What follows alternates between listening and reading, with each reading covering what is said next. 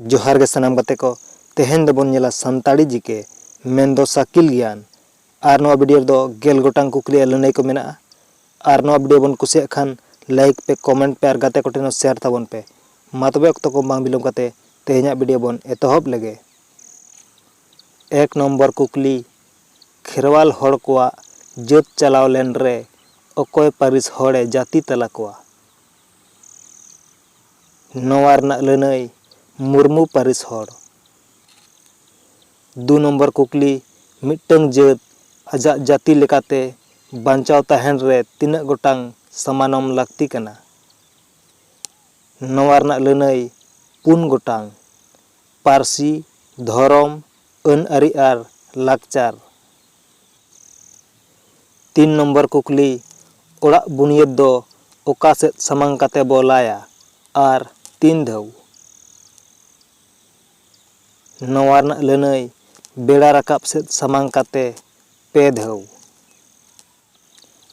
4 number कुकली Murmu Paris हड़ कोआग दो चेद गाड़ ताहे कना। नोआ रना लड़ाई चांपा गाड़।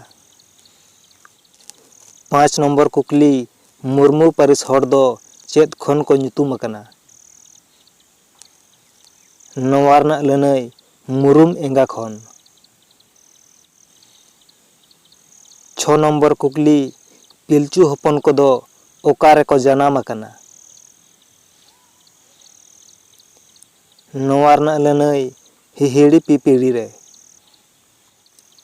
7 नम्बर कुकली पिलचू हड़ाम आर पिलचू बुढ़ी रिन हपन को दो तिना। नोआ रना लड़ाई 9 कोड़ा आर 9 कुड़ी। 8 नम्बर कुकली उड़ान गिरा आर सुई गिरा नोआ दो ओका ओक्ते रेया कथा कना।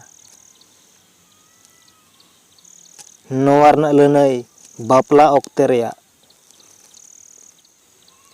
9 नम्बर कुकली सिकरिया को जहाँ रे को डेरा ओना दो चेद को मेताग कना। नोआ रना लड़ाई सुताम टांडी।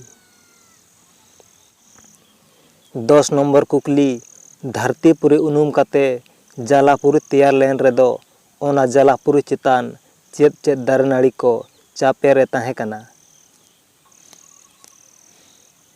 नोआ रना लड़ाई कराम सिरम आर पोरानी दारे को। मा तबे तेहेन्याग वीडियो दो निनाग गे सनाम को जोहार।